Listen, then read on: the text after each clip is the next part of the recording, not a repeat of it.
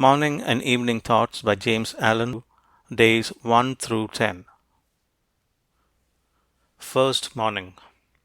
In aiming at the life of blessedness, one of the simplest beginnings to be considered, and rightly made, is that which we all make every day, namely, the beginning of each day's life.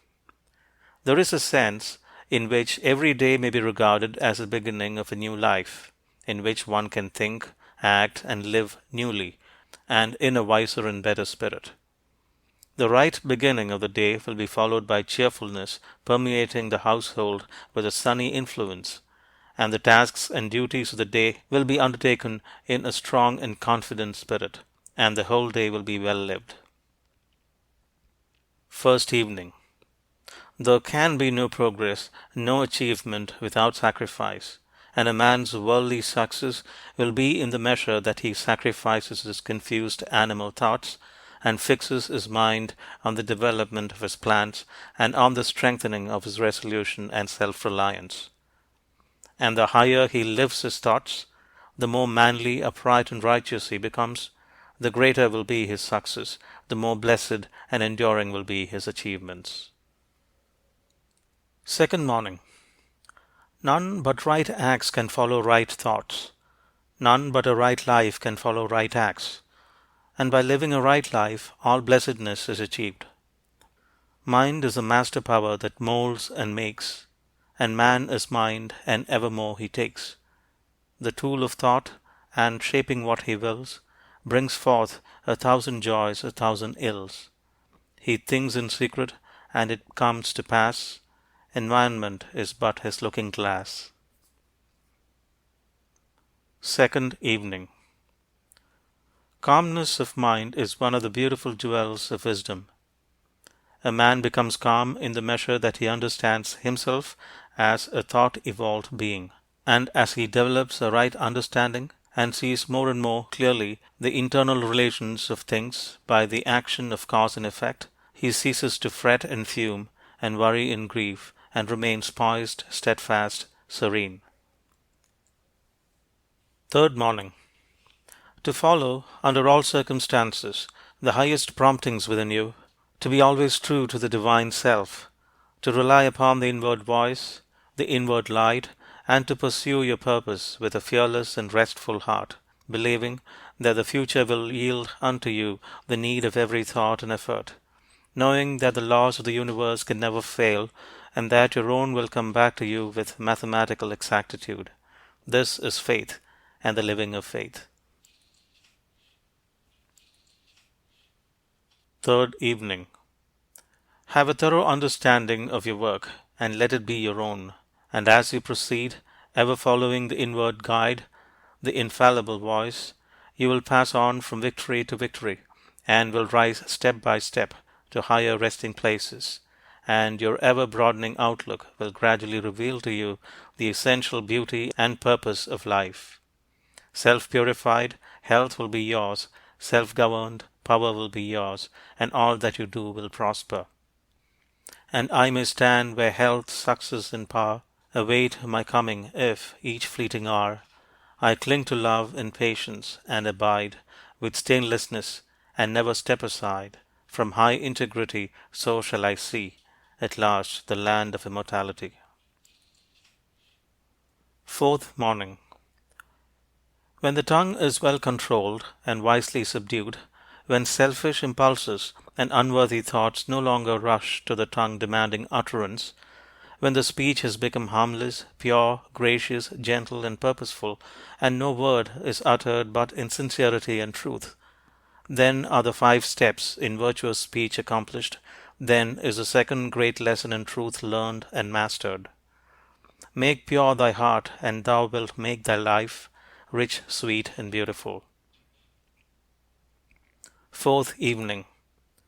Having clothed himself with humility, the first questions a man asks himself are, how am I acting towards others? What am I doing to others? How am I thinking of others? Are my thoughts of and acts towards others prompted by unselfish love? As a man in the silence of his soul asks himself these searching questions, he will unerringly see where he has hitherto failed. Fifth morning. To dwell in love always and towards all is to live the true life, is to have life itself. Knowing this, the good man gives up himself unreservedly to the spirit of love, and dwells in love towards all, contending with none, condemning none, but loving all. The Christ spirit of love puts an end not only to all sin, but to all division and contention. Fifth evening. When sin and self are abandoned, the heart is restored to its imperishable joy. Joy comes and fills the self-emptied heart. It abides with the peaceful. Its reign is with the pure. Joy flees from the selfish. It deserts the quarrelsome. It is hidden from the impure. Joy cannot remain with the selfish. It is wedded to love. Sixth morning. In the pure heart there is no room left where personal judgments and hatreds can find lodgment, for it is filled to overflowing with tenderness and love. It sees no evil, and only as men succeed in seeing no evil in others will they become free from sin and sorrow and suffering. If men only understood that the heart that sins must sorrow, that the hateful mind tomorrow reaps its barren harvest weeping, starving, resting not, nor sleeping, tenderness would fill their being. They would see with pity's seeing, if they only understood. Sixth evening. To stand face to face with truth, to arrive, after innumerable wanderings and pains, at wisdom and bliss, not to be finally defeated and cast out, but to ultimately triumph over every inward foe, such is man's divine destiny, such his glorious goal, and this every saint, sage, and Saviour has declared.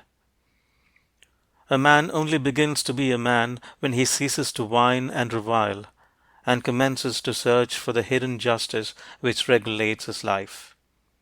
And as he adapts his mind to that regulating factor, he ceases to accuse others as a cause of his condition, and builds himself up in strong and noble thoughts, ceases to kick against circumstances, but begins to use them as aids to his more rapid progress, and as a means of discovering the hidden powers and possibilities within himself. Seventh morning. The will to evil and the will to good are both within thee. Which will thou employ? Thou knowest what is right and what is wrong. Which will thou love and foster, which destroy? Thou art the chooser of thy thoughts and deeds. Thou art the maker of thine inward state. The power is thine to be what thou wilt be. Thou buildest truth and love, or lies and hate.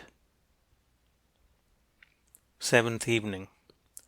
The teachings of Jesus brings men back to the simple truth that righteousness or right doing is entirely a matter of individual conduct, and not a mystical something apart from a man's thoughts and deeds. Calmness and patience can become habitual by first grasping, through effort, a calm and patient thought, and then continuously thinking it and living in it until use becomes second nature, and anger and impatience pass away forever. Eighth morning. Man is made or unmade by himself. In the armory of thought, he forges the weapons by which he destroys himself.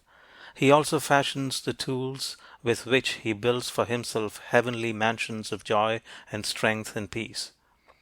By the right choice and true application of thought, man ascends to the divine perfection. By the abuse and wrong application of thought, he descends below the level of the beast. Between these two extremes are all the grades of character, and man is their maker and master. As a being of power, intelligence, and love, and the lord of his own thoughts, man holds the key to every situation. Eighth evening. Whatsoever you harbor in the inmost chambers of your heart will, sooner or later, by the inevitable law of reaction, shape itself in your outward life. Every soul attracts its own, and nothing can possibly come to it that does not belong to it. To realize this, is to recognize the universality of divine law. If thou wouldst right the world, and banish all its evils and its woes, make its wild places bloom, and its drear deserts blossom as a rose, then right thyself. Ninth morning. Whatever conditions are rendering your life burdensome, you may pass out of and beyond them by developing and utilizing within you the transforming power of self-purification and self-conquest. Before the divine radiance of a pure heart, all darkness vanishes and all clouds melt away. And he who has conquered self has conquered the universe. He who sets his foot firmly upon the path of self-conquest, who walks aided by the staff of faith, the highway of self-sacrifice, will assuredly achieve the highest prosperity and will reap abounding and enduring joy and bliss. Ninth evening. It is the silent and concurrent thought forces which bring all things into manifestation. The universe grew out of thought. To adjust all your thoughts to a perfect and unswerving faith in the omnipotence and supremacy of good is to cooperate with that good and to realize within yourself the solution and destruction of all evil. To mentally deny evil is not sufficient. It must, by daily practice, be risen above and understood. To affirm the good mentally is inadequate. It must, by unswerving endeavor, be entered into and comprehended. 10th morning. Every thought you think is a force sent out.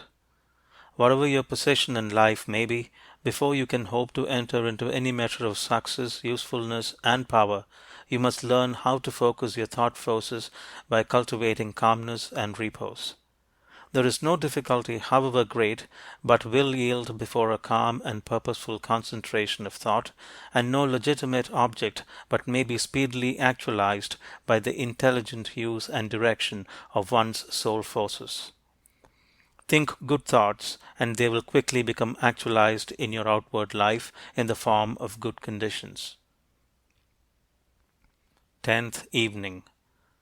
That which you would be and hope to be, you may be now.